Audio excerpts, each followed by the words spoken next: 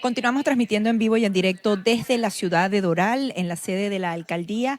En este instante se reinicia esta audiencia oral y pública que podría entonces finalizar con una sentencia a el presidente de Venezuela, Nicolás Maduro. Están viendo aquí en este momento a los magistrados que se encuentran en la ciudad de Miami y conjuntamente también se encuentra el presidente del Tribunal Supremo de Justicia en el exilio y la fiscal Luisa Ortega Díaz también en el exilio en la ciudad de Colombia para continuar con esta audiencia. Vamos entonces a conectarnos en pocos minutos con esta audiencia en Colombia, en donde se reanuda tras recibir algunas de las pruebas por parte de la Asamblea Nacional, que también estaba haciendo una nueva investigación. Conectamos de inmediato con Colombia.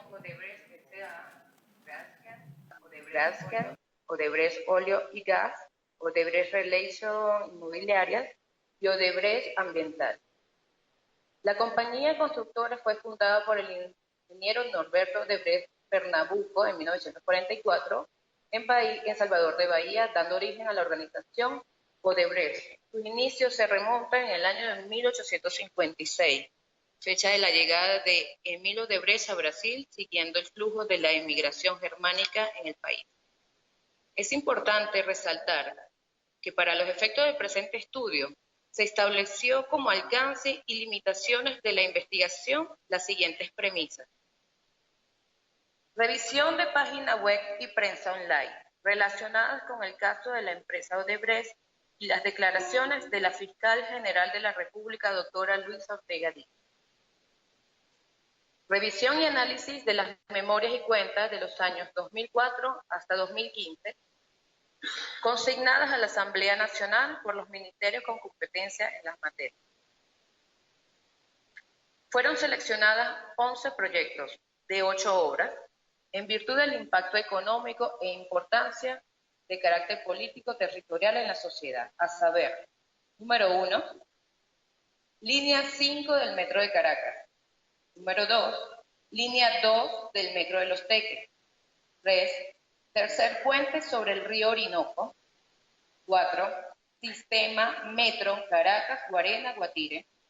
4.1, tramo suburbano con las estaciones Guaraira-Repano, Caucahuita, Belén, Guarenas 1, Guarenas 2, Guatire, Guatire 2 y un patio. 4.2, tramo urbano con una longitud de 9.32 kilómetros con 4 estaciones, Montecristo, Coleíta, El Marqués y Guaraira-Repano. 4.3, tramo de cable tren desde la estación Guaraira-Repano a Petare.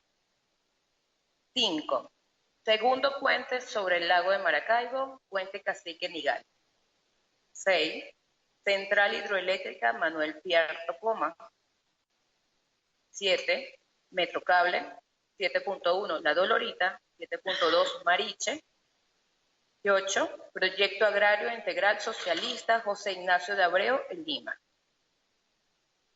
Casos de supuestos delitos de la empresa Odebrecht.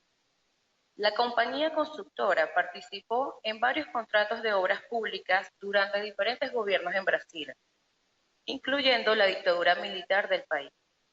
A principios del 2016, en el marco de la operación Autolavado, el juez Sergio Mora emitió órdenes judiciales en contra de varios ejecutivos de Odebrecht por supuestos delitos como corrupción, evasión de divisas, organización criminal y lavado de dinero. El caso Odebrecht es una investigación del Departamento de Justicia de los Estados Unidos publicada el 21 de diciembre del 2016 sobre la constructora brasileña Odebrecht, en la que se detalla que la misma habría realizado coima de dinero y sobornos a funcionarios públicos del gobierno de 12 países: Angola, Argentina, Colombia, Ecuador, Estados Unidos, Guatemala, México, Mozambique, Panamá, Perú, República Dominicana y Venezuela, durante los últimos 20 años para obtener beneficios en contrataciones públicas. Obras adjudicadas a la empresa Odebrecht. Las inversiones en infraestructura representan una de las principales claves para motorizar el desarrollo económico, político y social de una sociedad. El presente informe muestra las presuntas irregularidades e inconsistencias observadas en la ejecución de las principales obras de infraestructura ejecutadas en los últimos años por el gobierno venezolano y asignado a la empresa Odebrecht. Para el estudio fueron seleccionadas notas de prensa e informes digitales, además de la utilización de criterios de las incidencias significativas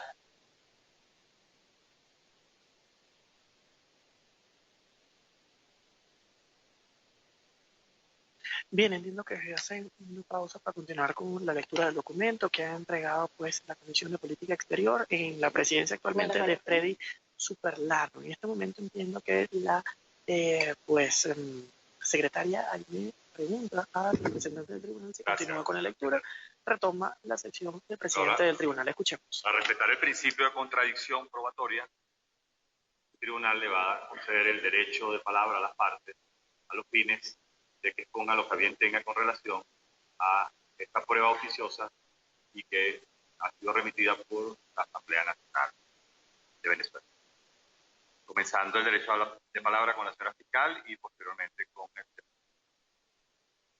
Bien, hay que retomar un poco lo que tiene que ver con este tema, y es que ciertamente la Fiscal General de la República va a hacer su disertación con respecto a esta nueva prueba que no la entrega la Fiscalía, sino que la realizó los miembros específicamente de la Comisión de Política Exterior de Venezuela en la responsabilidad de Freddy Superlano. En este momento escuchemos a la fiscal. Considero, ciudadanos magistrados, que la Asamblea Nacional cumplió con su deber.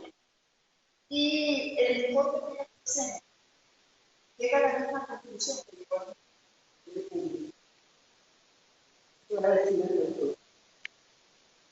y dentro de las fuentes consultadas por la Asamblea Nacional están precisamente las pruebas que posee el Ministerio Público. Hay otros elementos en este informe que serán utilizados no solamente, y así pido que sea evaluado por este tribunal para dictar la sentencia, sino que además utilizaron otras técnicas, o vamos a decir otros informes. Fíjense que ellos también valoraron las memorias de los ministros en Venezuela, muy importante, porque de ahí se puede obtener información más precisa de cómo utilizaron los recursos y cuáles fueron las contrataciones. O sea que esto es un elemento que también nosotros tenemos que aprovechar y ojalá la Asamblea, bueno, yo me encargaré de solicitarlo, remita todos los soportes de este informe. Yo no sé si los remitió a ustedes. Y utiliza también un informe de la organización civil Transparencia Internacional. Está muy detallado y bien importante que se valore también para la sentencia que va a dictar este tribunal. Y hay algo a lo cual quiero hacer mención. Ellos hicieron una tabla, esto sí está bien interesante.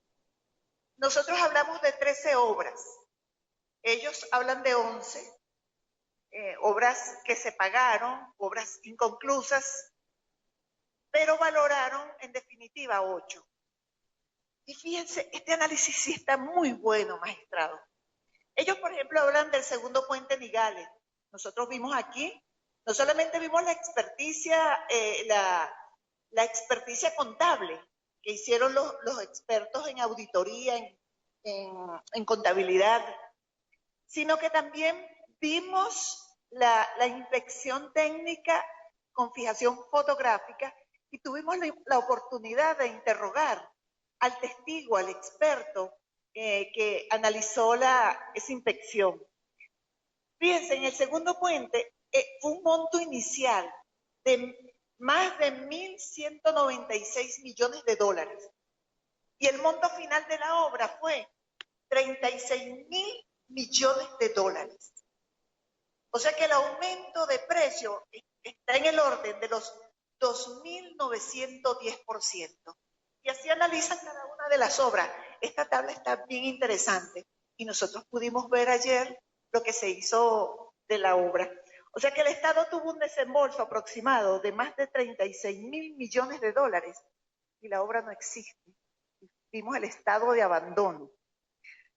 Entonces yo creo que es importante valorar este informe que hace la Asamblea. Aquí hay otro detalle que también es bueno mencionar, que, fíjense esto, qué ironía, ¿no?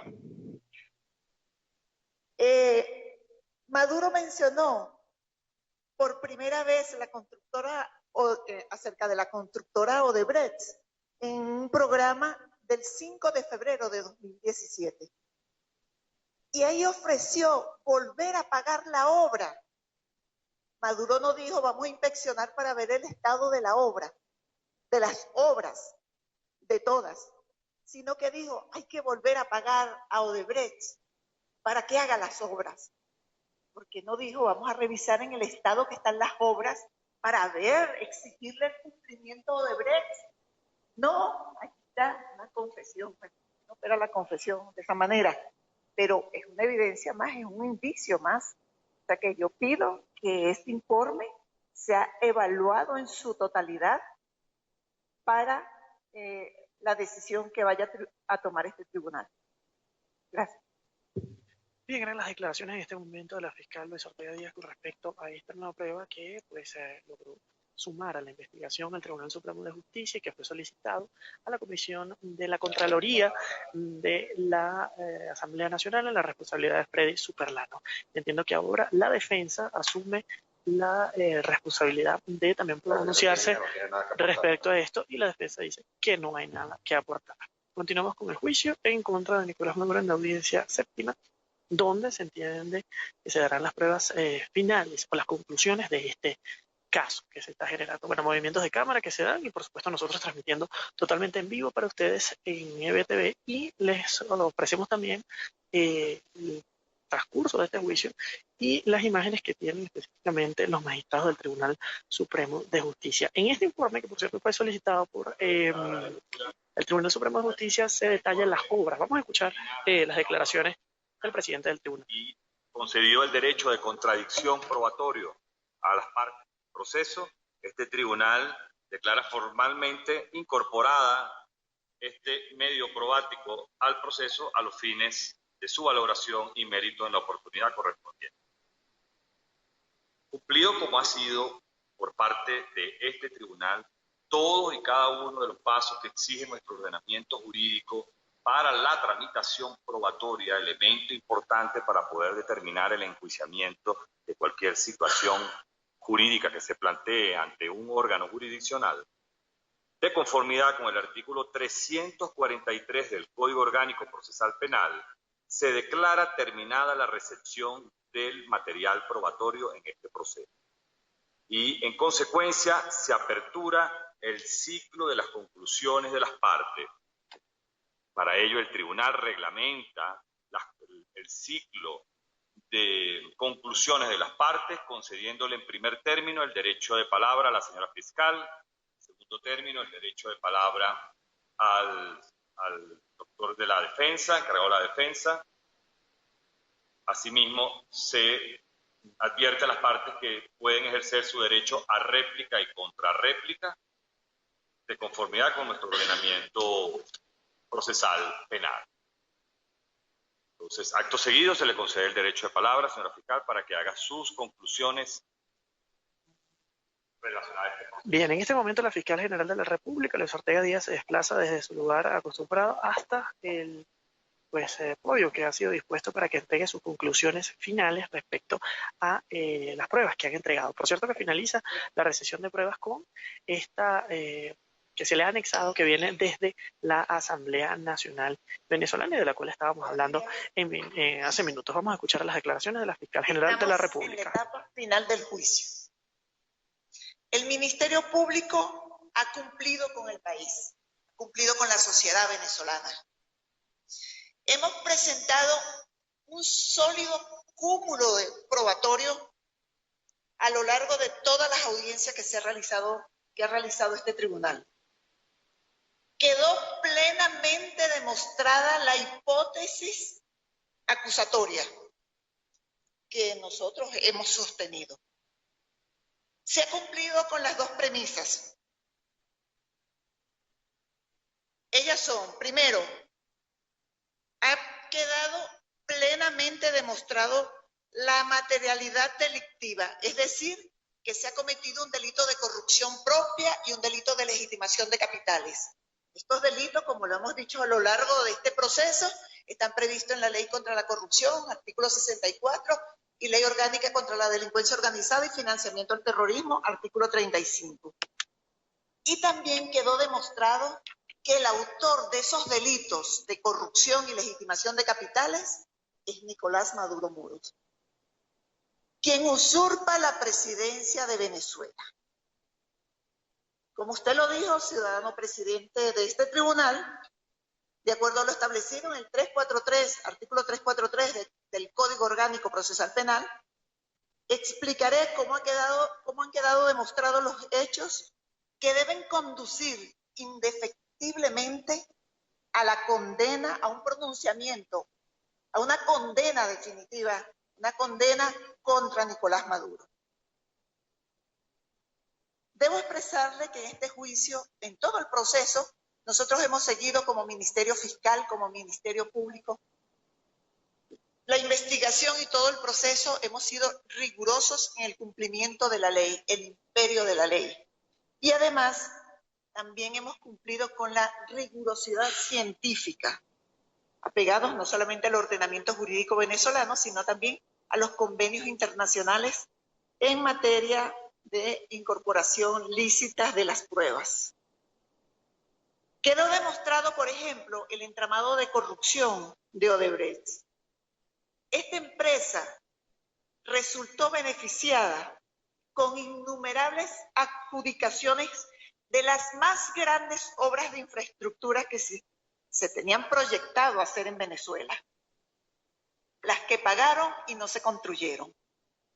Esto fue el producto del concurso de diversos actores políticos de la política venezolana, funcionarios de altos cargos, entre ellos el acusado Nicolás Maduro.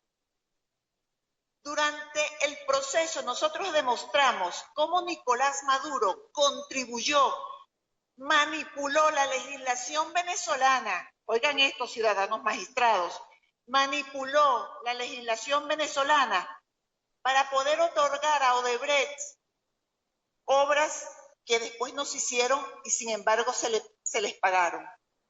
Tuvimos a la vista el convenio básico de cooperación técnica entre los gobiernos de Venezuela y Brasil. Este fue un convenio que se celebró cuando el mandato de Rafael Caldera, en 1995. Ese era un convenio académico, para intercambio de conocimiento, intercambios técnicos, estudio, intercambio de estudiantes en ambos países. Venezuela iba a mandar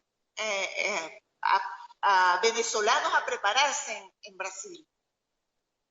De ese convenio se firmó un primer acuerdo, un primer y único acuerdo complementario que ampliaba la naturaleza de ese convenio. Quiero recordar que los convenios se publican en Gaceta Oficial porque tienen carácter de ley, tienen que ser aprobados antes por el Congreso y después por la Asamblea Nacional. Bueno, el acusado, valiéndose de ese instrumento, cambió la naturaleza. Es decir, para poderle adjudicar de forma directa a Odebrecht un conjunto de obras, burlaron la legislación venezolana. Y no solamente Maduro participó de la modificación, sino que él suscribió el convenio, porque en ese momento se desempeñaba como canciller. O sea que él fue parte de la trama. Un convenio que era para formación académica, lo convirtieron en un convenio para obras de infraestructura, de hábitat y vivienda, de sistemas de transporte. Lo desnaturalizaron totalmente. Por supuesto, contó con la complicidad de varios actores en Venezuela, entre ellos su esposa, Cilia Flores, que era presidenta del Congreso. Se celebraron un memorándum de entendimiento y por lo menos 7 acuerdos complementarios. Ahí es donde están todo ese tramado de obras de infraestructura que se pactaron con Odebrecht. En nuestra investigación solamente tenemos 13 de esas obras. pero aproximadamente eran 162, no recuerdo exactamente el número, muchas obras. Entonces, con esto nosotros estamos demostrando que dichas modificaciones constituyen la teoría del caso y ubican a Nicolás Maduro en la temporalidad de la ocurrencia de los hechos y su vinculación con Odebrecht, con las obras de infraestructuras más onerosas del Estado. Y es el acto preparatorio inicial para la comisión de delitos que han quedado demostrados en este juicio. También quedó demostrado la operatividad, la existencia de Odebrecht en Venezuela. Nosotros consignamos, leímos aquí, no solamente los oficios enviados por los representantes del SAREN, donde decían que Odebrecht estaba constituida en Venezuela como empresa, los estatutos, los holding que crearon. Teníamos la información de la constitución de Odebrecht en Brasil, igualmente que era que es la casa matriz. También leímos la información del Registro Nacional de Contratistas, donde se evidenciaba que estaban al día con una serie de actividades. También el Servicio Nacional, el CENIAC, del pago del impuesto. Habría que ver también si pagaron correctamente el impuesto. Igualmente, los oficios, especialmente de Sudebanco y la UNIF, donde demuestra el movimiento de las cuentas bancarias de Odebrecht. Es decir, que nosotros también demostramos que Odebrecht tenía operatividad en Venezuela, con documentos constitutivos o estatutarios, con documentos constitutivos de poder de representación de Eusenando Acevedo, que era el presidente de Odebrecht en Venezuela, que era quien lo representaba y quien firmó todos los contratos que fueron objeto de debate en este juicio. Con esto probamos la existencia jurídica y el funcionamiento de Odebrecht en Venezuela, el funcionamiento pleno de la empresa. Pero la investigación exigía que se procediera conforme al ordenamiento jurídico a la incautación de evidencias, específicamente documentos que contribuyeran a demostrar la vinculación entre el Estado, entre Nicolás Maduro, el acusado en este juicio, y Odebrecht. Elementos que probaran que lo vinculara. En tal virtud, nosotros, de acuerdo al procedimiento establecido en nuestro código objetivo, solicitamos las órdenes de allanamiento respectivas que también fueron leídas en este juicio,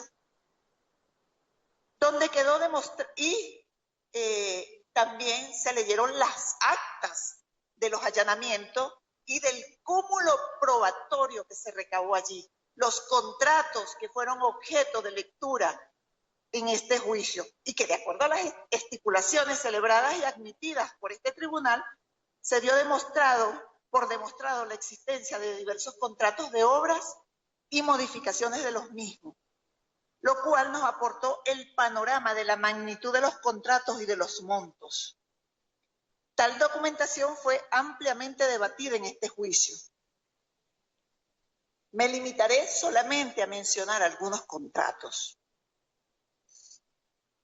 Yo voy a empezar por este del Puente Nigale, porque yo creo que es un caso vergonzoso, y sobre todo si consideramos, aclaro, el Puente Nigale es el segundo puente sobre el lago de Maracaibo. Iba a comunicar un extremo del lago con el otro, que llega a la ciudad de Maracaibo. Que en este momento, los que viven en Maracaibo, en el estado Zulia, del otro lado del lago, tengan que pasar penurias, porque la falta de mantenimiento del actual puente no ha sido efectivo y hay limitaciones para el tránsito vehicular. Las personas tienen que trasladarse en lancha, como lo hacían hace 1948, 1958, antes de la construcción del puente. Pero ese fue uno de los contratos que nosotros encontramos en el allanamiento. Ya les dije ahora, de acuerdo a este informe y la propia investigación que nosotros hicimos, ese puente no se le construyó nada y sin embargo el Estado desembolsó 36.000 más de 36.000 millones de dólares, porque hubo incremento del 2.910%. Más adelante, como quedó demostrado, vamos a ver lo que se construyó de esa obra. Otra de las grandes obras, línea del metro Caracas-Guarena-Guatire. Se pactó por más de 5.000 millones de dólares y hubo un incremento hasta por 49 millones de dólares. O sea, un aumento de 744%. Otro que vale la pena destacar es el metro de Caracas, pactado por 2.852 millones de dólares y terminó pagando el Estado 37.000 millones de dólares, más de 1.200% de incremento. Y estos son solo algunos ejemplos de los contratos que fueron recabados en ese allanamiento y que fueron debatidos en este juicio, que demuestra la obra que se contrató, por cuánto se pactó la obra. También recabamos allí los documentos complementarios de estos documentos iniciales que demostraba los respectivos aumentos.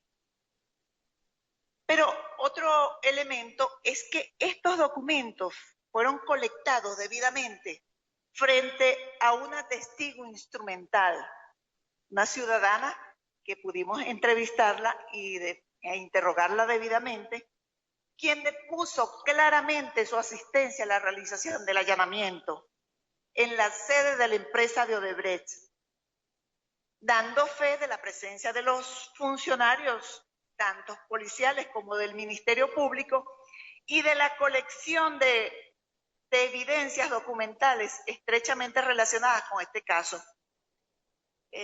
Destacaba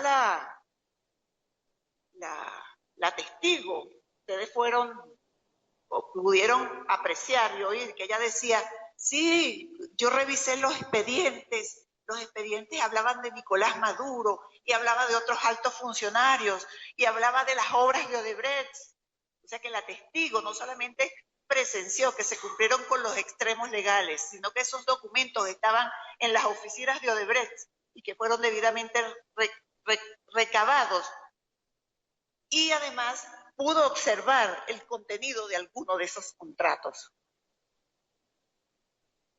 Pudimos ver que la mayoría de esos contratos estaban suscritos por Eusenando Acevedo, representante de Odebrecht en Venezuela, presidente de Odebrecht, quien resultó ser una persona clave para toda la trama criminal de este caso, quien aportó información fundamental de la responsabilidad de Nicolás Maduro en este caso, porque se evacuaron los documentos también.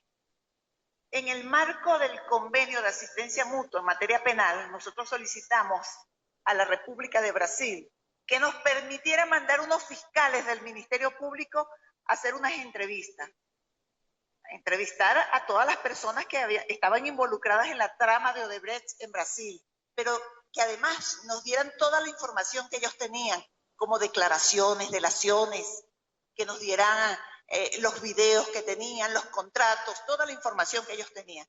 Efectivamente, esa información fue remitida a Venezuela y nuestros fiscales también se trasladaron a Brasil para entrevistar a algunas personas, que ya le voy a explicar. Lo cierto es que este ciudadano, Eusenando Acevedo, señaló en su entrevista que trabajó la entrevista y la delación que él hizo en Brasil. Yo quiero informar que él fue condenado en Brasil. No solamente que él declaró, sino que delató en Brasil por la delación. Se premia, se llama delación premiada. Es decir, que se le rebajó la pena en virtud de que él delató. Entonces fue condenado, y no solamente fue condenado Eusenando Acevedo, fue condenado Marcelo Odebrecht, Mónica Moura, Joao Santana, Alexander César Díaz, fueron condenados por corrupción. Todos esos elementos nos sirvieron también a nosotros y que fueron debatidos en este juicio para llegar a esta conclusión, a la misma conclusión que debe llegar a este tribunal. Lo cierto es que con la entrevista de Usenando Acevedo, perdón,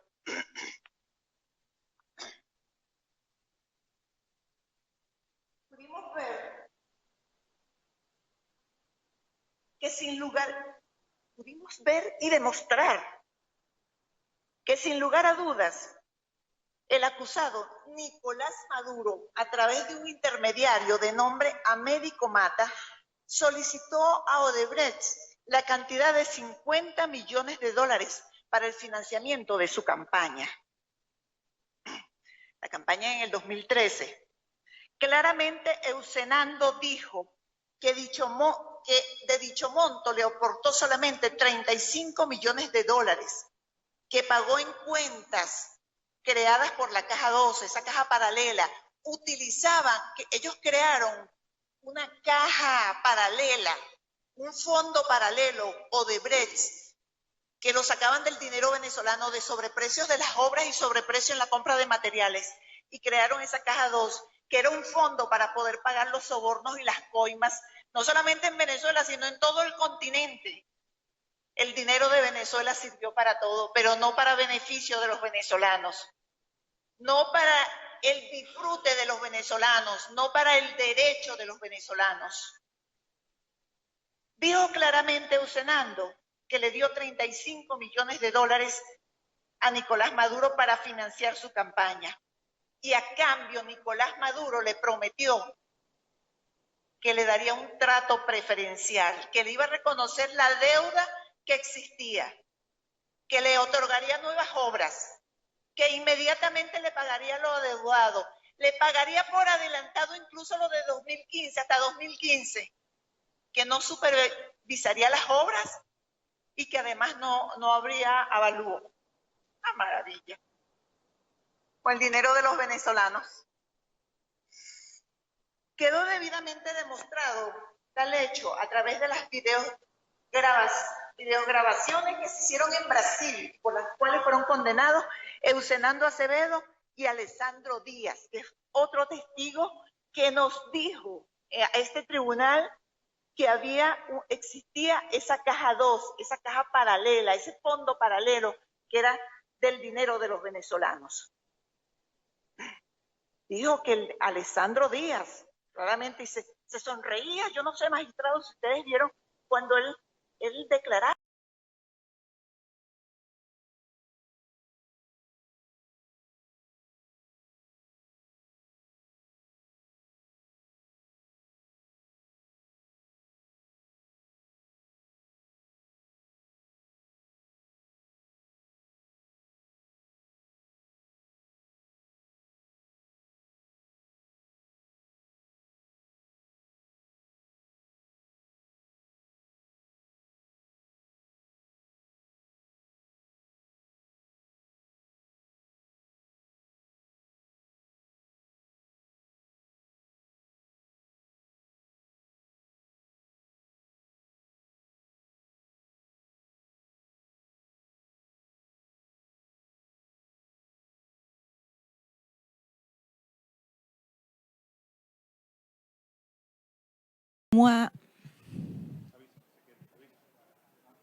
Bien, continúa esta audiencia en Bogotá, Colombia, donde expone sus conclusiones la fiscal general en el exilio, Luisa Ortega Díaz. Ella asegura que se han cumplido las dos hipótesis para acusar a Nicolás Maduro y poder condenarlo.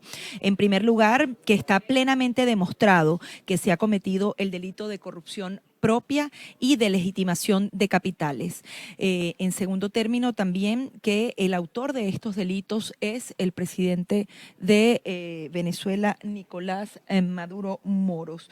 Él asegura, la fiscal asegura que constituyó y manipuló la legislación venezolana el presidente de Venezuela, incluso cuando era canciller de la República, al otorgar obras que no se hicieron y se pagaron igual. Hablaba de un convenio de colaboración técnica con Brasil que se había firmado cuando la presidencia de Rafael Caldera, que simplemente era un convenio para la formación académica, de intercambio de estudiantes, y este fue aprovechado como base para hacer puentes, construir carreteras, hacer viviendas. Esto también sería un acto de corrupción y un acto que rompe las leyes venezolanas. Ella enumeraba algunos de los contratos más resaltantes, entre ellos el puente Nigale.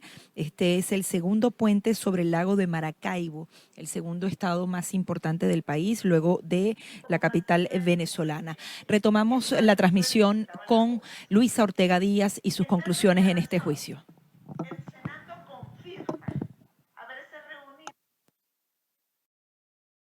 Lo señala también este informe de la Asamblea.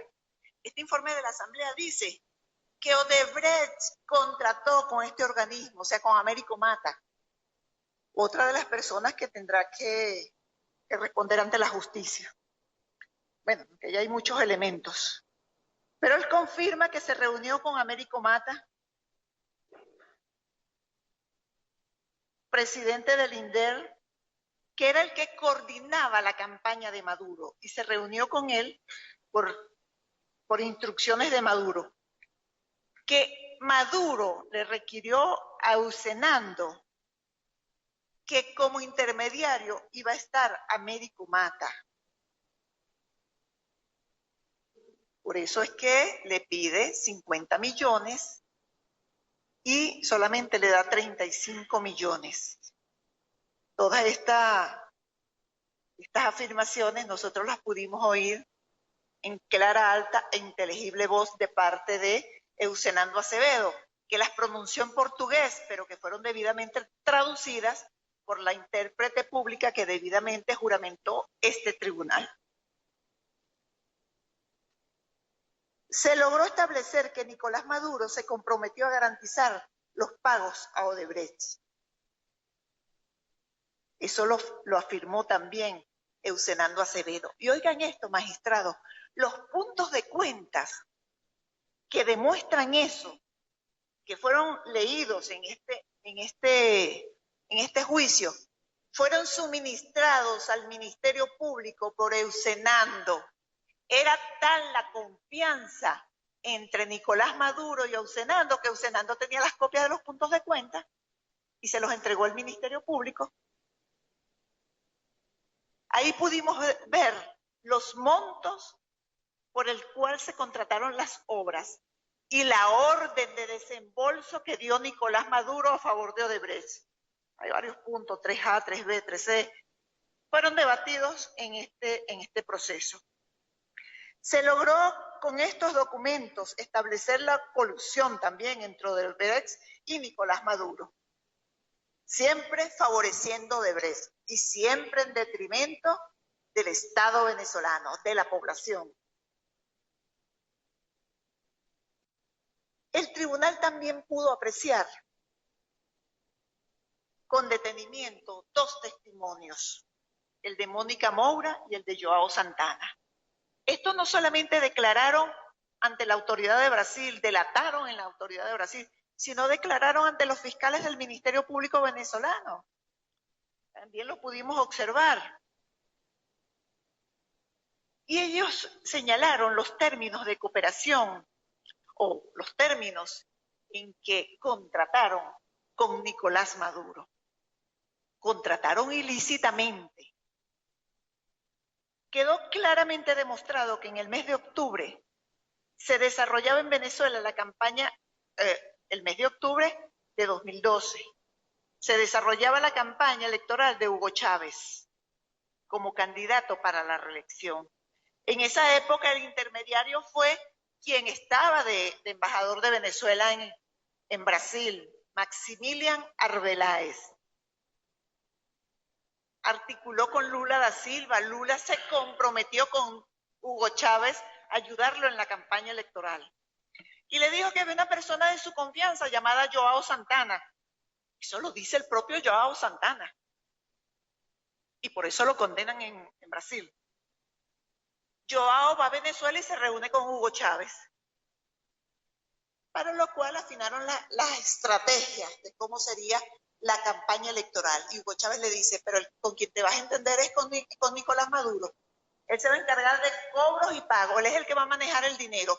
Todo eso entiéndete con él. Efectivamente, Posteriormente, Santana se reúne con Nicolás Maduro.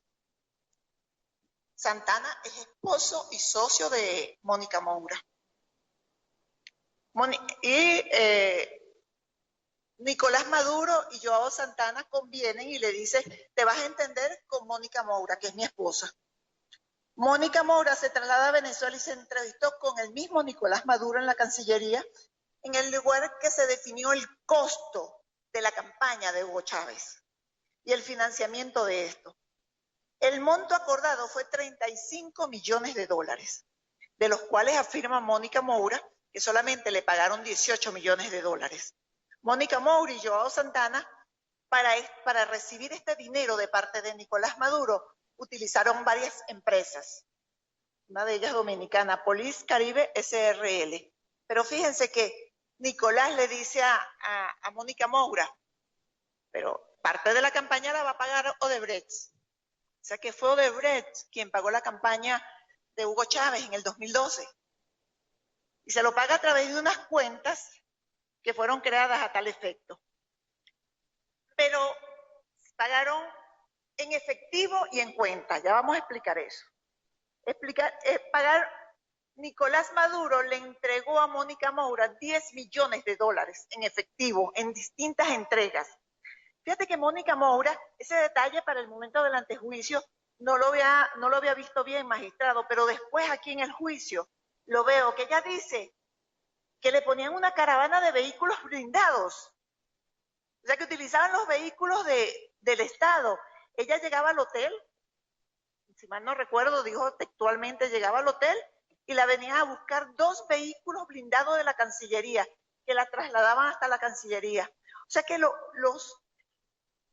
es hasta un peculado de uso, es un peculado de uso, pero lo pude observar en el momento que se presentó aquí el video. Entonces, en cada visita que ella hacía, ella recibía maletas de dinero en efectivo, $1 millón, $2 millones, $3 millones, así, hasta un total de 10 millones.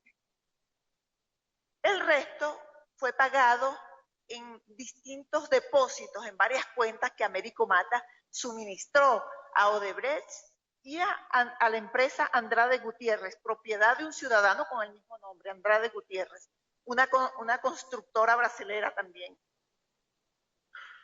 Esto fue depositado en un banco Heritage mediante una cuenta offshore ubicada en Suiza. Bueno, como trabaja la delincuencia organizada, todo subrepticio, sin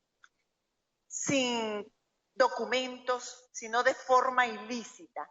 Nosotros de esta forma, probando este hecho,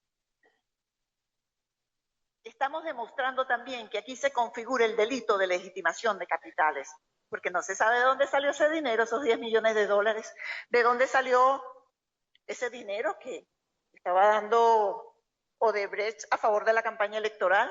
En Venezuela, las campañas electorales, el dinero que se gasta debe ser informado al organismo rector en materia electoral. Pero también en este juicio nosotros vimos, o mediante su lectura, vimos el informe pericial contable sobre el segundo puente sobre el lago de Maracaibo, el puente Nigales, el cual se analizó cuidadosamente el estado financiero y lo pagado por el Estado venezolano. Pudimos constatar cuánto desembolsó el Estado venezolano de acuerdo a ese informe, pero después nos encontramos con un elemento nuevo que aparece aquí en este informe que nos presenta la Asamblea Nacional. También nosotros pudimos todos escuchar el testimonio de un experto, porque mostramos, leímos la experticia, el informe técnico con fijación fotográfica del puente, el segundo puente del lago de Maracaibo. Ese puente no tiene nada de construcción. Yo quiero leer, porque esto es importante leerlo, lo que dijo el experto. Que lo construido, dice el experto, es el 5% de la obra y que el estado de mantenimiento actual es inviable. Es decir, que si la obra hoy se pretende hacer, hay que tumbar ese 5% que se hizo. Por tratarse de una obra, esto no lo dijo el experto, pero los expertos del Ministerio Público venezolano dicen que es una obra enferma. Los expertos forenses, porque esa es una palabra, un término forense, una estructura enferma por la corrosión, porque está expuesta a distintos elementos, al ambiente, lluvia, agua, al extremo que recomendó que de hacerse ese puente se iniciara de cero, no se puede aprovechar para nada. Están viciadas las columnas, porque no fueron hechas en tiempo real, que ha generado que las estructuras de acero expuestas a la intemperie se encuentren corroídas y han ido cediendo, o sea que eso está fracturado. Y si nosotros observamos los pagos que se hicieron, ya vimos el aumento, 36 millones,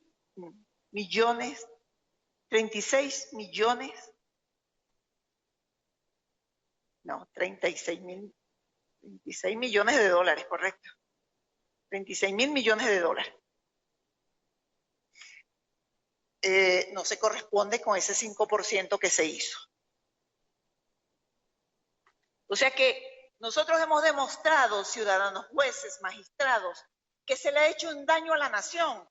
Nosotros con una sola obra podemos demostrar ya un daño que se le hizo a la nación. Pero estamos hablando de 13 obras. Que también la Asamblea Nacional aquí hizo algunas inspecciones. Y ustedes pueden ver, ojalá puedan leer este informe antes de pronunciar la decisión. Al inicio de este juicio, en nombre del Estado venezolano, como lo dije, y como que actúo en representación del Estado venezolano, generé unas expectativas probatorias que se han cumplido a plenitud. Pero no puedo dejar de referirme a la indisoluble conexión que existe entre la corrupción y la violación a los derechos humanos. Es bueno leer también este informe de la Asociación Civil Transparencia Venezuela, que con seguridad amplía este tema, porque ellos han insistido mucho que la violación de los derechos humanos tiene que ver con la corrupción. Y sobre todo, cuando quien dice ser presidente de Venezuela, en lugar de buscar el logro del mayor nivel de bienestar de la población, o como dijo Simón Bolívar, lograr la mayor suma de felicidad a la población, se dedica a procurar negocios turbios para su propio provecho, tal como ha quedado demostrado en este caso. No solo genera un nefasto ejemplo al resto de los funcionarios públicos, porque él debe ser un buen padre de familia, darle el ejemplo. Las altas autoridades deben dar el ejemplo porque eso permea toda la sociedad. Y sobre todo a los funcionarios públicos, porque si el funcionario público de abajo ve que sus jefes son corruptos, lo más probable es que traten de imitar la corrupción. Y se difunde sin control. Y se abandona por completo los deberes del servicio que implica la función pública. Y la población queda en estado de indefensión. Esa es la situación en que está el Estado venezolano en este momento. No solamente que no tiene dónde acudir, los venezolanos no tienen organismo ante el cual acudir, se le violan los derechos humanos, no pueden ir a sacar una cédula, un pasaporte, no pueden salir del país, le anulan los pasaportes, no tienen transporte, los montan en perrera, no tienen alimentos, no hay insumos en los hospitales y no tienen dónde acudir. Porque si lo denuncian en un Twitter, se los llevan presos. Violación a los derechos humanos. Lo que ocurre hoy en Venezuela es muestra que a mayor corrupción, menor es el servicio que se presta a los ciudadanos. Y esto desencadena la violación de los derechos humanos. Hoy se vulnera la dignidad de los venezolanos obligados a transportarse en las llamadas perreras. Millones de dólares se habían destinado a las faraónicas obras de infraestructuras como puentes, líneas férreas, metrocables, sistemas subterráneos tipo metro. ¿Dónde están esas obras, magistrados? ¿Qué pasó con esas obras? Simplemente no existen las obras. No están. Pero el dinero se pagó. El dinero fue a parar a los bolsillos de los corruptos, entes públicos y privados, tal como lo hizo Maduro, a los bolsillos de Maduro, quien se enriqueció con estos contratos. El derecho a movilidad y a la dignidad ha quedado vulnerado producto de la corrupción, y así pido que sea declarado por este tribunal. Lo mismo ocurrió con el dinero destinado a la salud, a la alimentación, a los servicios de electricidad. Es terrible lo que está pasando en Venezuela con la electricidad. Maracaibo tiene, creo que son 4 o 6 días sin electricidad. Además de que a las personas les cuesta encontrar la comida, se les descompuso, no tienen electricidad para guardarla en la nevera y que se les conserve.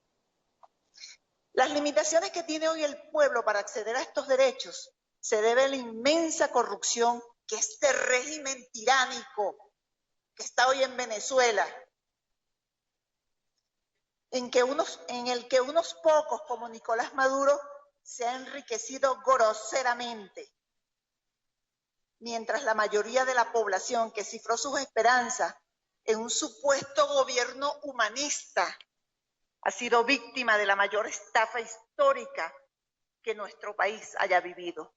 No ha habido otra estafa tan grande en Venezuela como esta. Eso no es humanismo, eso es corrupción, eso es violación a los derechos humanos. Magistrado, el Ministerio Público ha aprobado. Mi oferta inicial la he cumplido. Este tribunal ahora tiene el deber de condenar. Nosotros lo que ofrecimos lo cumplimos. Lo que pedimos, insistimos en ello, que este tribunal debe condenar. Y para ello necesariamente debe aplicar las normas de dosimetría penal, tomar en cuenta el daño causado, las penurias que se le ha causado a la población venezolana con este grotesco caso de corrupción. Creo que el caso de corrupción más grande que ha vivido Venezuela es el caso de Odebrecht. Y compromete a quien figura como la primera autoridad en Venezuela, el que usurpa el cargo de presidente. El que más se aprovechó de esto fue Nicolás Maduro. Y así quedó demostrado. Nicolás Maduro ejerciendo su cargo de funcionario público, quien lo utilizó para cometer delitos. Por eso yo les solicito que se condene a Nicolás Maduro y que se imponga la mayor pena que las reglas concursales de delito permiten para este caso concreto. Yo exijo justicia en nombre de los venezolanos, exijo justicia para los venezolanos, exijo justicia sobre todo para todos los venezolanos que se encuentran en el exilio, que están pasando penurias, mientras este ciudadano, Nicolás Maduro, disfrutando de los dineros de los venezolanos. Es todo. Bien, en este momento finaliza la exposición de la Fiscal General de la República con respecto a las conclusiones de la prueba en contra o del juicio en contra de Nicolás Maduro. El presidente pide orden puesto que el tema de los aplausos no está aprobado en este tipo de procesos judiciales. La Fiscal General de la República hizo especial énfasis en algunas de las obras, por ejemplo, el puente Migales y otras. Vamos a escuchar cómo se desarrolla el juicio.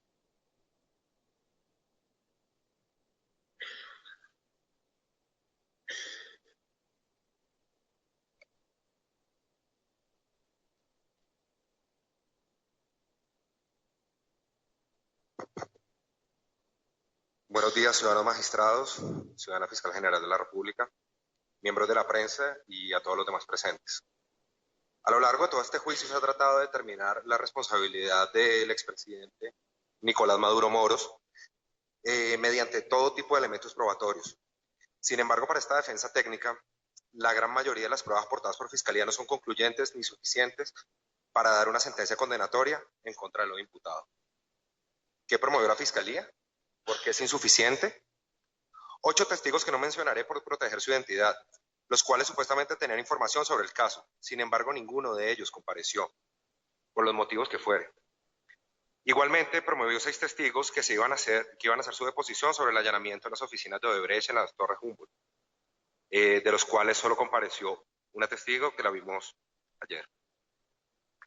Asimismo, la Fiscalía trajo al proceso testimonios de expertos para ratificar los informes, tanto contables como de ingeniería, los cuales tampoco comparecieron. Sin embargo, en el caso de la experticia de ingeniería, el tribunal, haciendo uso de las facultades que le son dadas por el artículo 337 del Código Orgánico Procesal Penal, convocó a un sustituto con idéntica ciencia, quien compareció el día de ayer y al cual se le resolvió también su identidad por motivos de seguridad. Sin embargo, de las preguntas realizadas a dicho experto, se evidenció por sus propias palabras que el informe presentado por Fiscalía carecía de lenguaje técnico y, en palabras del mismo ingeniero, de un lenguaje que un ingeniero no hubiese usado. De igual manera, dicho experto también mostró en parte cierto desconocimiento cuando se le preguntó sobre el término samblasteado, un término que en ingeniería se usa, que es arrojar chorros de arena a presión para retirar el óxido de los objetos. Se suponía que él sabía sobre materiales ferrosos y esa era una pregunta muy elemental también. Así como tampoco supo responder de una forma clara desde qué momento se inicia el proceso de oxidación de un material. Eso lo responde cualquier bachiller. El proceso de oxidación de un material se produce desde el mismo momento que ese material es elaborado. Es un proceso natural que tienen los materiales. Todo esto lleva a que la defensa dude de lo experto que es el ciudadano que colaboró en la evacuación de dicha prueba. Es importante recordar que los informes de expertos, a pesar de ser promovidos en este caso como 2 pruebas, una por escrito y un informe oral, es innegable que una está supeditada a la otra y que de esto depende su valoración, debido a que el tribunal no está compuesto ni por ingenieros ni por contadores. Y para la búsqueda de la verdad, que es el fin esencial del sistema de justicia, es importante que éste sea asesorado por personas que conozcan de dichas materias, lo que no pasó con la experticia contable. En cuanto a las pruebas documentales promovidas, se promovieron las solicitudes de asistencia mutua en materia penal por parte de la Vindicta Pública. Una realizada a la República Federativa de Brasil, otra realizada a la Confederación Suiza y una tercera dirigida a los Estados Unidos de Norteamérica. Ante esto es importante resaltar que el artículo 185 del Código Orgánico Procesal Penal indica que cualquier trámite de solicitud de asistencia mutua en materia penal se debe dar en coordinación con el Ministerio con competencia en relaciones exteriores. Y esa coordinación no consta en el expediente porque nunca se realizó. Esta situación concatenada con el artículo 174 y 183 del mismo instrumento legal lleva a que estas pruebas y las resultas de las mismas, de las que se desprenden, valga anotar, casi 20 pruebas más, no puedan ser apreciadas por esta máxima sala para fundamentar una decisión judicial, pues dicha solicitud se hizo con inobservancia de las condiciones previstas en la normativa penal. Por otra parte, sobre más de 80 pruebas documentales se realizaron estipulaciones probatorias. ¿Por qué? La mayoría de estas pruebas acreditaban la existencia de la empresa Odebrecht, indicaban la nómina de la empresa, pagos de impuestos realizados por la misma, entre otras cosas, las cuales no valía la pena discutir. También se hicieron estipulaciones sobre una serie de convenios de cooperación técnica suscritos por el Estado venezolano con la República Federativa del Brasil. Y a pesar que el derecho no es objeto de prueba, en este punto sí me quisiera detener. Pues la ciudadana fiscal de la República ha sido insistente en tratar de vincular al imputado con las modificaciones de dicho convenio. Es bueno señalar que el primero de estos convenios fue suscrito por el presidente Caldera en el año 1974, si mal no estoy. Se denominó primer acuerdo de cooperación técnica entre Venezuela y Brasil. Esa cooperación técnica, contrario a lo que ha sostenido la Fiscalía, no excluye de ninguna forma el apoyo en obras de infraestructura. Si bien el entonces canciller Nicolás Maduro Moros firmó un memorándum de entendimiento con la República Federativa del Brasil, él estaba en todas sus facultades como canciller para hacerlo. Y ese memorándum de entendimiento cumplió con todos los controles de ley para ser aprobado. No es como sostiene Fiscalía, que este se aprobó porque en aquel momento la ciudadana Cilia Flores era esposa del imputado al mismo tiempo que era la presidenta de la Asamblea Nacional. En primer lugar, dicha ley aprobatoria fue firmada en el año 2007 y Nicolás Maduro y Silvia Flores se casaron el 15 de julio del año 2013. Y en segundo lugar, el hecho que la señora Flores fuese presidenta de la Asamblea Nacional no hace que ella sea la única que apruebe o no los tratados, ni las leyes. Ella solo preside un órgano colegiado, como lo es la Asamblea Nacional, donde la mayoría de los diputados en aquel entonces votaron a favor de dicha ley. En todo caso, es muy importante recordar lo que dice el artículo 199 de la Constitución. Los diputados o diputadas de la Asamblea Nacional no son responsables por votos u opiniones emitidos en el ejercicio de sus funciones. Solo responderán ante los electores o electoras y el cuerpo legislativo de acuerdo con la Constitución y con los reglamentos. De igual forma, se realizaron estipulaciones probatorias sobre los contratos firmados por el gobierno con la constructora Norberto Odebrecht. Además de las modificaciones a dichos contratos, en este punto también es pertinente detenerse, pues en la acusación de la Fiscalía sostuvo de manera reiterada que el hecho de modificar los contratos constituía prácticamente un indicio de corrupción. Pero ¿realmente modificar un contrato implica corrupción? En pregrado, recuerdo, cuarto año, cuando uno ve la materia de contratos, derecho civil, uno aprende un brocardo latino, el cual se conoce como rebus sic stantibus, el cual es complementado por otro brocardo, más conocido aún para los abogados, el cual es pacta sunt servanda. Así pues, pacta sunt servanda, rebus sic stantibus, significa los pactos deben cumplirse mientras las cosas sigan así. Lo que habla de la obligatoriedad de cumplir los pactos mientras las circunstancias existentes al momento de la celebración no varíen. ¿Y cómo no van a variar las circunstancias de un contrato en un país con un proceso inflacionario como lo es Venezuela? Con un proceso evaluativo como lo tiene en este momento Venezuela. ¿Cómo no se van a variar las condiciones de un contrato cuando los incrementos de costo, cuando hay incrementos constantes en los costos de materiales de construcción? Es por ello que esto se volvió un principio en materia contractual. Se materializa en una serie de cláusulas que se pueden ver en los documentos aportados por la titular de la pretensión punitiva del Estado. A modo de ejemplo, quisiera usar el contrato signado MC 3753, el cual se suscribe entre la constructora Norberto Odebrecht y Metro Caracas. Óigase bien, Metro Caracas, no Nicolás Maduro. Pero esta misma estructura la tienen los demás contratos. En la cláusula 13 de dicho contrato se establecen prórrogas para terminar las obras, que se pueden modificar. Eso no implica corrupción por parte del imputado. En la cláusula 14 se permite el cambio de cronograma de trabajo. Eso tampoco implica corrupción por parte del imputado. La cláusula 18 permite la variación de costos. La cláusula 19 permite el cambio de índices.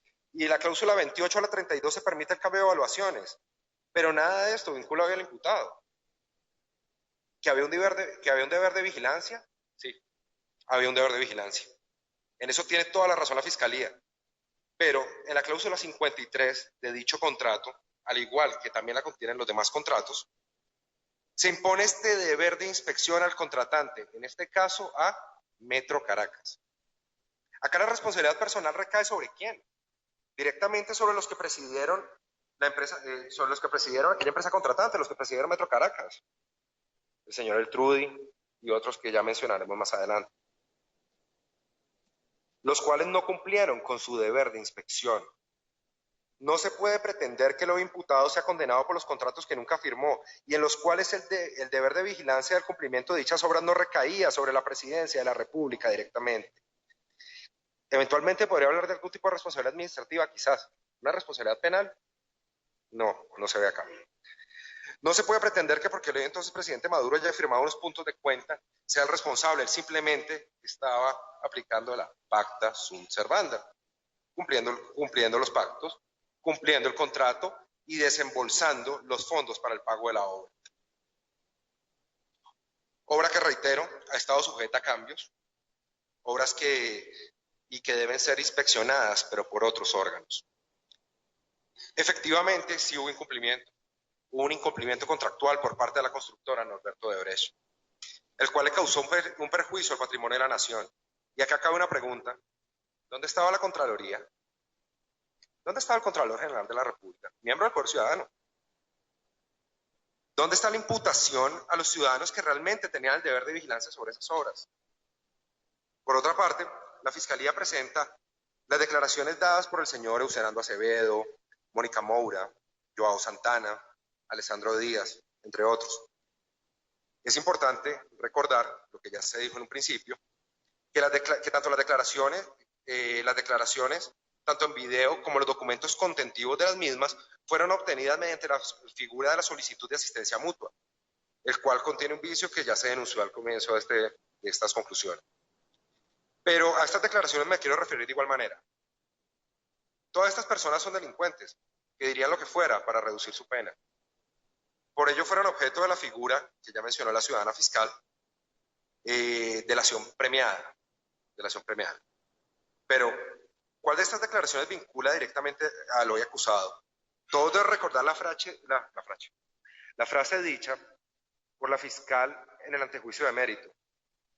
No hay traza financiera, pero sí hay traza de testigos.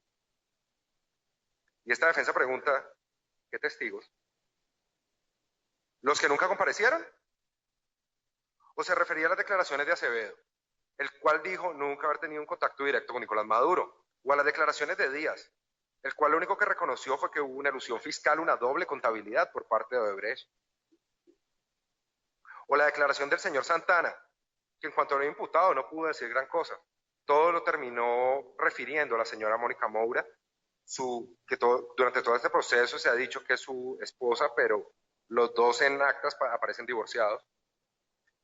Y hablando de Mónica Moura, ¿se va a tomar en cuenta la declaración de Mónica Moura? La declaración de una mujer que solo habló de sumas de efectivo que nunca se pudieron probar y de reuniones que jamás se pudieron verificar.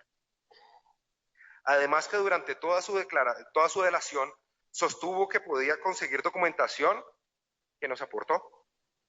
E incluso que la misma muestra un total interés en la causa, pues según ella, el señor Nicolás Maduro le quedó debiendo dinero. Este tribunal no debería tomar en cuenta una declaración de alguien que dice que le están debiendo 15 millones de dólares. Para terminar, es indudable y tampoco hay que tapar el sol con un dedo, que Odebrecht causó mucho daño en Latinoamérica. Eso no se pone en duda. Y que los responsables de este daño deben pagar sus deudas con la justicia. Durante todo este proceso se nombró a muchas personas que sí aparecen directamente implicadas, que sí firmaron esos contratos, como ese señor, y que estuvieron también en ciertas reuniones, como el señor Elia Jagua, Jaime Eltrudi, Juan Ríos, José David Cabello, Gustavo González, Víctor Matute, entre otros, los cuales, como ciudadano, le digo a esta honorable sala, debería solicitarle a la Fiscalía que también sean investigados. Pero en cuanto a lo imputado, no hay elementos suficientes para determinar su responsabilidad en los lamentables hechos. Por ello, solicito que no sea declarada su culpabilidad. Es todo. Bien, esta fue la intervención que realizó en este momento el área de la defensa, tomando en cuenta prácticamente punto por punto lo que tiene que ver con las pruebas condenatorias que entregó la Fiscalía, sobre todo haciendo referencia a las declaraciones de Mónica Moura. Escuchemos a la ciudadana fiscal que se dirige nuevamente a exponer este tema. Hay que recordar además que estamos en el principio de contrariedad que está contemplado en este tipo de juicios donde se entregan pruebas para que el Tribunal Supremo de Justicia pueda tomar una decisión. Escuchemos.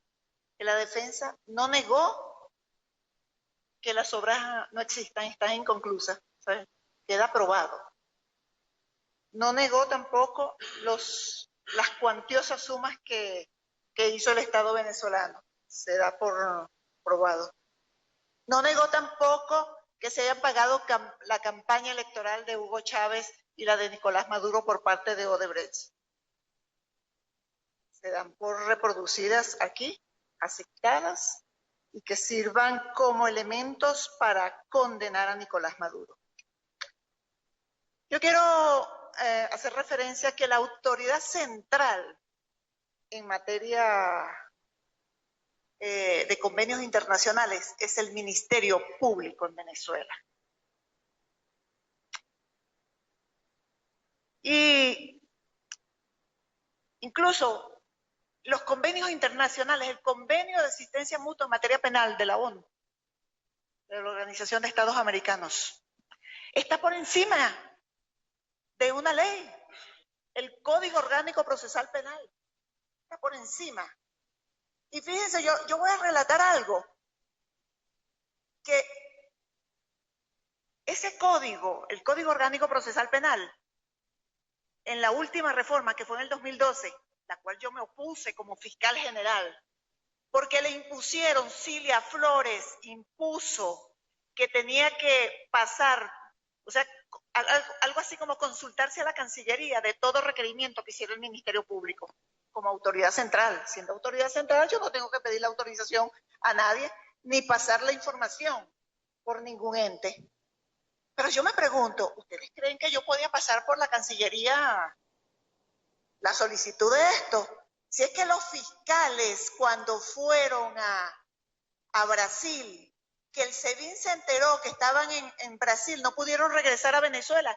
Los fiscales del caso, entre ellas la doctora Raiza, se tuvo que quedar aquí en Colombia protegida porque no pudo llegar a Venezuela. Yo todavía estaba en Venezuela. Estaba en pleno ejercicio de mi cargo. No pudieron llegar a Venezuela porque empezaron a perseguirlos, porque sabían que traían las pruebas de Odebrecht. ¿Ustedes creen que si la Cancillería se entera de eso, que llegue la información a la Cancillería, me lo hubiesen dado? Muchísimas cosas llegaron a Venezuela y nunca se la mandaron al Ministerio Público. Y eso es para el día después del día D, para el rescate, cuando estemos reconstruyendo el país. Hay que legislar en ese sentido, darle autonomía e independencia absoluta del Ministerio Público para que pueda obtener la información, como en Brasil. En Brasil no tienen que requerirle la información a los organismos públicos, sino que directamente por internet, por un mecanismo que hay de información, ellos obtienen toda la información y pueden hacer la investigación con libertad. Esa es una de las grandes tareas que tenemos para la reconstrucción del país. Sin el convenio marco firmado por Rafael Caldera, no habla de infraestructura. Y las leyes deben ser interpretadas de acuerdo al contenido de su letra, como lo dice el artículo 8 del Código de Procedimiento Civil. El intérprete ni nadie le puede dar otro sentido a la ley, sino es aquella que está en el mismo texto. Los civilistas que están aquí seguramente manejan mejor eso que yo. En ese sentido, el convenio no decía que era para obras de infraestructura, decía claramente que era para obras, con fines académicos, con fines de estudio, de intercambio de conocimiento técnico, de experiencia. Mal se podía interpretar, es que no se puede interpretar porque lo prohíbe la ley. Y sin ese convenio, Odebrecht hubiese tenido que concursar de acuerdo a la ley de licitaciones, hubiese tenido que ir a un concurso internacional con cientos de empresas. No hubiesen podido adjudicar a dedo, porque ese fue el espíritu, otorgar a dedo y poder ponerle sobreprecio. La ley de licitaciones en Venezuela establece un mecanismo, este es el procedimiento que ustedes van a hacer para las contrataciones nacionales y contrataciones internacionales. En consecuencia, si no echaban mano de ese convenio y lo reformaban fraudulentamente, no hubiesen podido hacer esta trampa. Creyeron ellos que iban a salir ilesos de esto. Y sí, ciertamente Cilia Flores en ese momento no era legítima esposa de Maduro, pero nuestra Constitución, la de 1999, uno de los elementos que incorporó en el derecho de las familias es que las uniones de hecho son asimiladas como matrimonio. Unas personas que tienen años viviendo juntos es considerado un matrimonio. Y ellos tenían años viviendo juntos. Se casaron luego que él asumió la presidencia de la República. Pero era una vida prolongada en común. Tenía.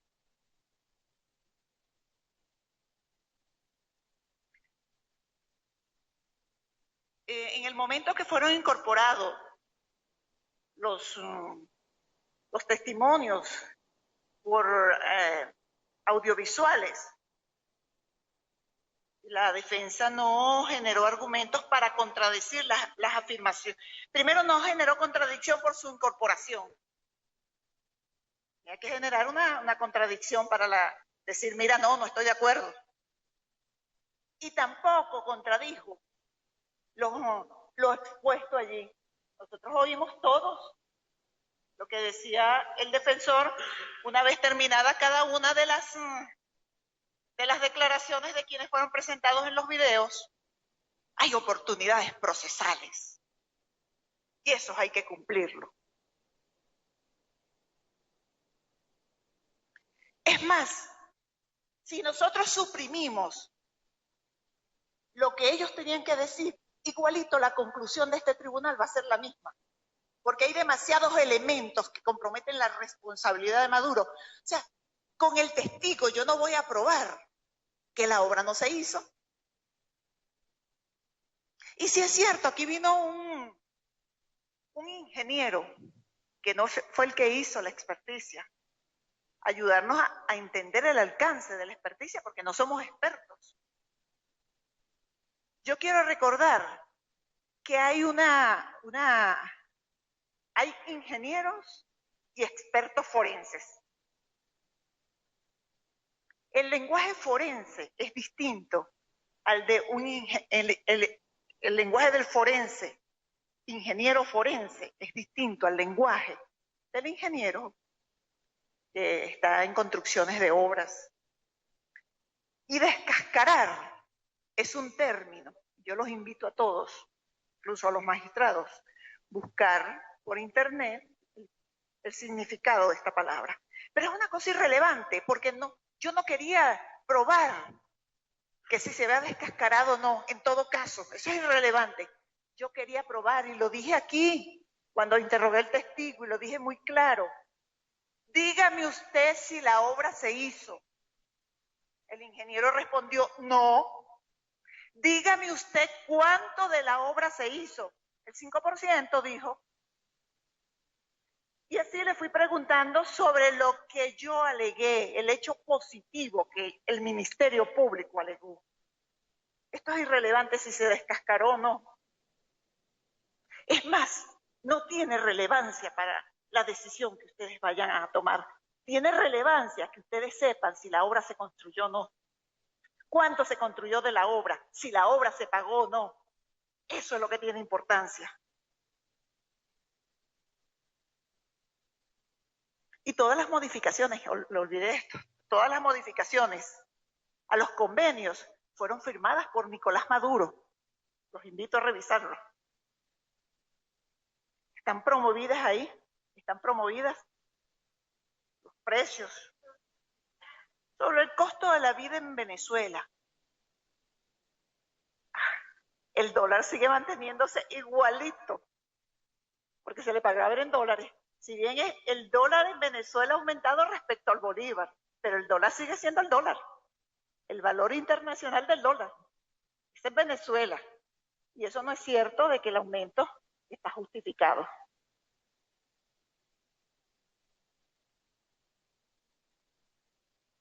Todas las modificaciones que se hicieron a los convenios y a los contratos, aquí yo voy a hablar de los contratos, aprovechar la tribuna para decirlo, fue en perjuicio del Estado venezolano. Ninguna de esas modificaciones es a favor del Estado venezolano.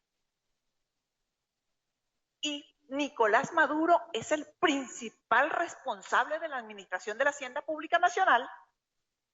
Él es el primero responsable. Hay otros, pero este caso, este juicio que se ventila hoy, es el de Nicolás Maduro. Yo quiero recordar que en Venezuela, cuando nosotros solicitamos, dentro de la asistencia mutua en materia penal que nosotros solicitamos, está la de Suiza. Nosotros a Suiza le solicitamos que nos informara qué venezolano había recibido dinero de Odebrecht, de las cuentas de Odebrecht. ¿Qué venezolano había recibido transferencias de Odebrecht? Y a nosotros nos respondieron, la suegra de Jaiman Eltrudi estaba dentro de los que recibió dinero de Odebrecht, 62 millones de dólares. Y nosotros le pedimos privativa de libertad a Jaiman Eltrudi y nosotros lo citamos para imputar y el Ejecutivo siempre lo protegió, al punto que me sacan de Venezuela, asaltan militarmente al Ministerio Público y a Jaime Geltrude le dictaron un sobreseimiento, su suegra con 62 millones de dólares transferidos por Odebrecht. No es que los obtuvo por otro mecanismo, por Odebrecht. Y le dictaron el sobreseimiento. Y así como todos, y tengo las pruebas que condenan a Diosdado, las pruebas que condenan a muchos, a médico Alex Mata y a otros. Pero hoy estamos debatiendo sobre el caso de Nicolás Maduro. Y es al que estamos pidiendo, al que estamos pidiendo que se le condene. ¿Sí? Y responderán después. Llegará la justicia, el Contralor, Jaime Geltrude y todos los que estén involucrados en este caso. Y es un hecho cierto, se le causó un daño al patrimonio público, las obras no se construyeron y el responsable es Nicolás Maduro. Bien, cumpliendo con el debate de contradicción de la República, y su uso de su palabra, y entiendo que la defensa no va a entregar más declaraciones respecto a este juicio. Esperemos entonces las declaraciones que entregarán los magistrados del Tribunal Supremo de Justicia en la voz de su presidente con posibilidad de conocer pues, el curso de este juicio en la séptima audiencia. De conformidad en contra de con establecido en el artículo 343 del Código Orgánico Procesal Penal, se declara cerrado el debate. Acto seguido se van a retirar los jueces del Tribunal Supremo de Justicia a los fines de emitir su decisión. Será emitida en esta misma sala dentro de aproximadamente hora y media. Bien, con esta información pues que ha entregado el presidente del Tribunal Supremo de Justicia en el exilio venezolano, nosotros estamos pues conversando acerca de este tema. Entramos a una pues receso de hora y media y posteriormente, según tenemos entendido, pues se retomará el juicio ya con la posible condena en contra de Nicolás Maduro. En este momento finaliza el principio de contradicción que